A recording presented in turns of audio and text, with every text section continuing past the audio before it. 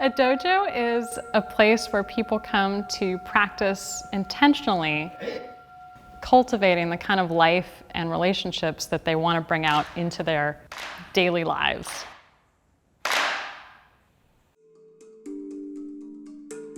Etiquette is the structures that we use to fill with the flow of practice and relationship. But etiquette in the dojo is not fussy. It's informative and calls us to our best self. What I think dojo etiquette really is a kind of connective tissue for all the different things that happen in the dojo. So by practicing dojo etiquette, I think that we are acknowledging sort of the collective nature of what we're doing here. Etiquette in the dojo is not about superficially following some kind of rule. Dojo etiquette helps you become more present because you have to pay attention to doing the etiquette properly, which brings your mind and your body to right here, right now. Dojo etiquette helps me become more present because, well, it's part of the etiquette that I am present. So that's, I think, the point of Aikido is to be present.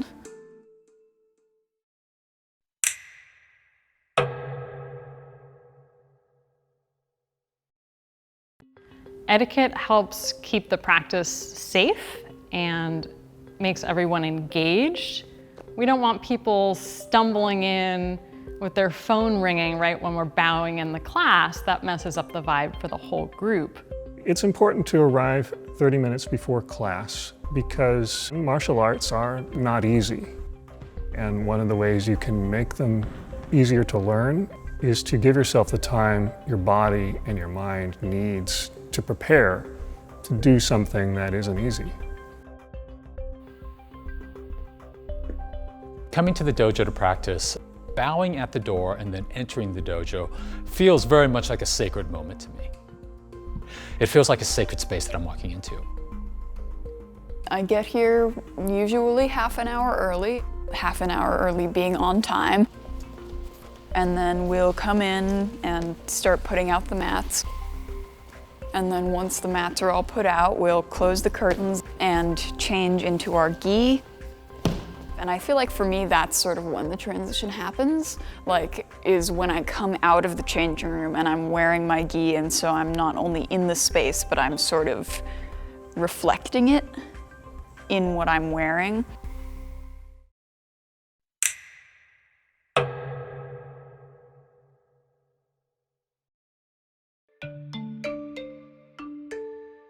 There is a sense of group attention that happens when we're in the dojo.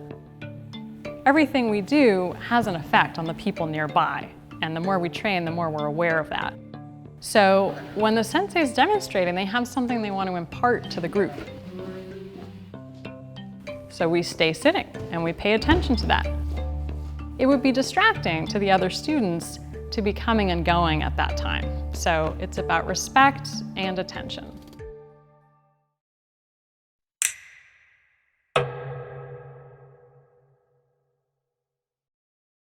Receive instruction respectfully. That's an important rule, not only for the students, but for the teacher.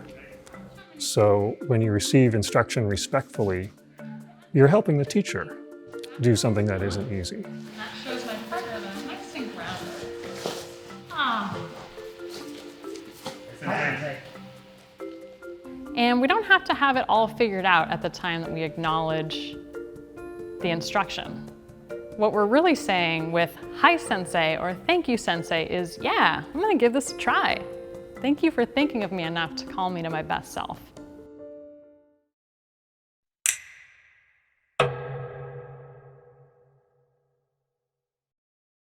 Bowing is something that I'm still working on, but as I've practiced bowing with partners and talked about what it means, it has sort of unveiled itself to me. It's a form of welcome. It's a form of greeting. It's a form of acknowledgement.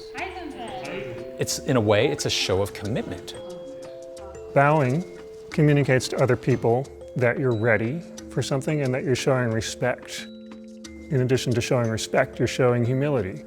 You need to have some humility and acknowledge that you're here to learn, you're going to make mistakes, and you want to accept that. You want to accept that so you can learn. I like to think when I'm having a good bow, I feel like not really anything. I don't really know how to say I would describe it, but you can definitely tell because there is a feeling of attentiveness versus like if you're doing it quickly or you're rushing to get somewhere else and then it feels like it's not really doing anything.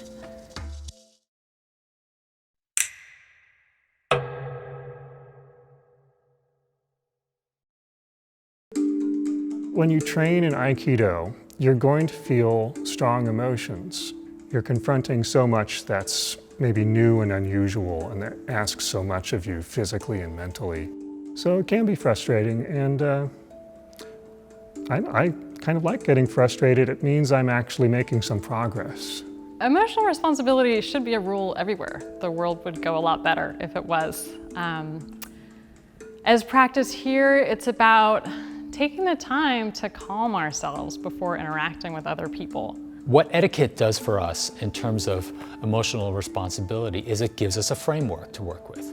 It gives us a prefab container in which we can have those intense emotional experiences and be given tools to work with them right off the bat. You're not alone in that process of learning how to regulate your emotional experiences. Like you have people who will help you. You have people who will serve as models and who are actually going through that process at the same time. Practicing dojo etiquette is transformative because it keeps us coming back. The rules of the dojo are intentionally crafted to bring out the best in people. Aikido gives this depth of learning that just continues to unfold in surprising ways. So when you come to the dojo, be prepared to follow instructions and try something new. And also to be surprised. You might be capable of a lot more than you know.